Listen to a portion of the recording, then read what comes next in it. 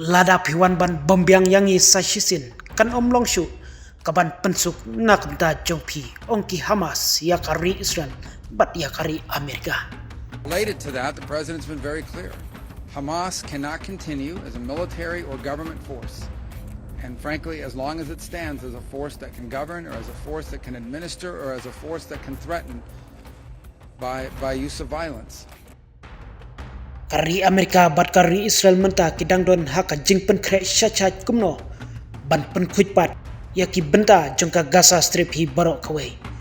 Bat ban yo no yakarai nakiri ka pertei bakin pediang yaki pajba nong Gaza syakiri jongki bakan long kabasuk bah kumno ban pen kuit bat ban teipat yaga Gaza Strip hi barok kawai sa shisin. Hadin ka jingkut no menhaka khatsan tarik mentau benahi ka jing aipor dakari Amerika yaki leno Hamas ban pelat lut no ya barok kibriu napo kakti jongka kenhun leno Hamas kabalara bor. Nakaliang jong Donald Trump ulak krensai ban nakaliang kibor kari Amerika kilalong kibala penkre menta lada kari Israel kan lek ban yartma biang sashi sempat yaki jaka balari tengen takit kot ka Hamas bat kata kasyong hakari Israel hi laong Donald Trump haka jingsim jingkeli daka Al Jazeera News ya Osama Hamdan ubadai nong aktin jongka kenhun seng leno Hamas ulak penrem halor katai ka jingtmu dakari Amerika haka jingyalam jong Donald Trump bat ulong bakatai ka jing ai jingmut bat ka jingtmu jong Donald Trump ya ga Gaza Strip kalong ka bom tonong rim bat ka bom syongnya hai ruem bat dakabasai ulong ru lada o Benjamin Netanyahu utmu biang sashisen banwan bom biang ya ga Gaza Strip kan umlong kabasuk ya uhi hakani kasin kabamenta bat Donald Trump umdon kano ka jingtip yakin nong Palestinian kibasyong basa hapo Gaza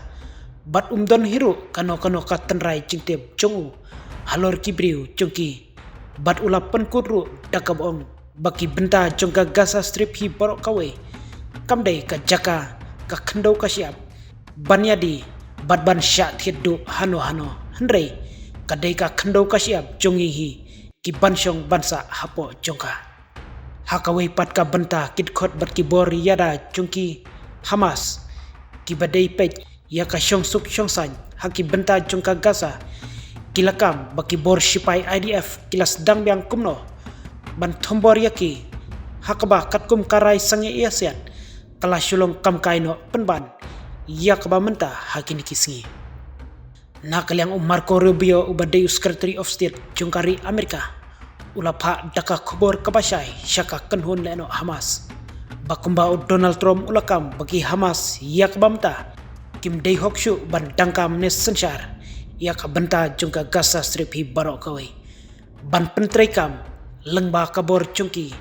hakliang ki barok namar ka jingtmu ban penduk jajno shisndon yaki Hamas napo Gaza Strip la penkut Marco Rubio.